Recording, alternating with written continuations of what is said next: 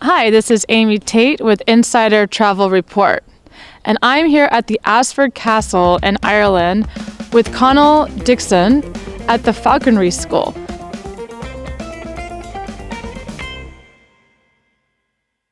Now, can you tell me a little bit about what we did today and learning how to handle these birds? Yeah, so basically we went out with two Harris's hawks, which are a hawk native to North America. So Texas, Arizona, you find them. But basically we went out, you did most of the work. We took them out and they flew to you, followed us around the castle grounds, down to the castle itself, through the forests, and you fed them beef, quail, pigeon, mice, rat from your hand. And they flew beautifully for us, actually, which was really nice. So we just spent a good hour there pottering around.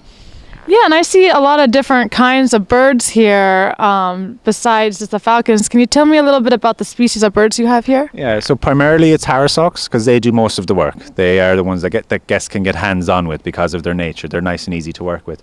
We do have a Eurasian eagle owl who does fly each day, but he's on the extended walks. He doesn't do much, but he just has to fly every day is the only thing. Reg then is a ferruginous buzzard, which you'd call a ferruginous hawk, but he's 28, so each morning with him we take him out, put GPS on him and just let him off to his own thing. His height record is over 4,000 feet now these days, but on a hot day he'll be at 2,000 feet more regularly. On a nice hot day he gets the thermals. And then there are two falcons over there, a Perry Saker and a Saker falcon, but what Corb used to do was pest control, but he's 20, so he's basically retired. So we fly him for our own pleasure to the lure. They don't really interact with the guests. The Harrises are the kind of workhorses of this place. They're the best at interacting with people, from kids to grown-ups to every sort of person. They're just lovely.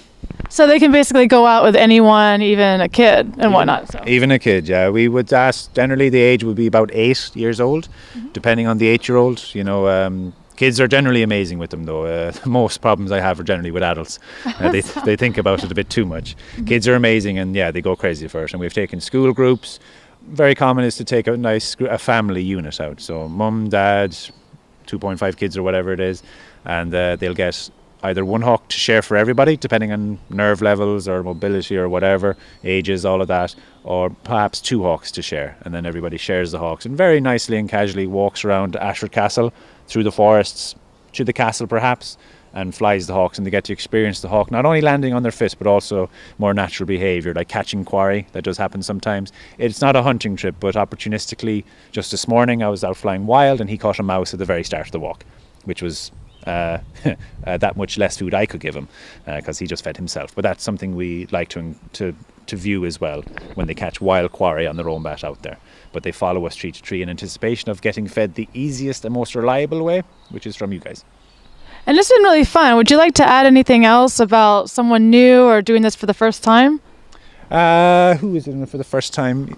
A human doing it for the first time. Yeah. Oh yeah, it's like a hawk doing it for the first time.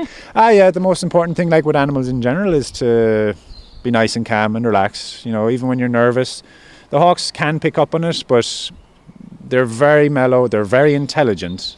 People do arrive and get very nervous and kind of, oh my God, they're very scary. But what I tell guests often is, you're not worth it, really, with regards to behavior that way. They're here to get fed by you, and if you feed them, they will do right by you. They're very mellow, very chilled out. So yeah, the youngest I've flown a hawk to was we'll say 7. It was younger than that depending on the kid, but like young kids can have a go and everything, but we match the hawk to the person that arrives to us.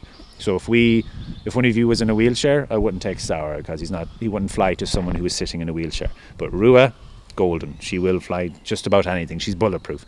But then if you've got young kids, Killery's very good because he's so chilled out. We generally don't give females to kids because they're heavy. So yeah, we'll match hawks to the individuals that walk in the gate. Like when you guys walked in, it was like, all right, nothing unusual here, and so we were able to go with whichever hawks we wanted. Okay, and it's been a lot of fun. First time doing it, and was a little scary at first, but the hawk taught me how to do it. And this is Amy Tate with Insider Travel Report.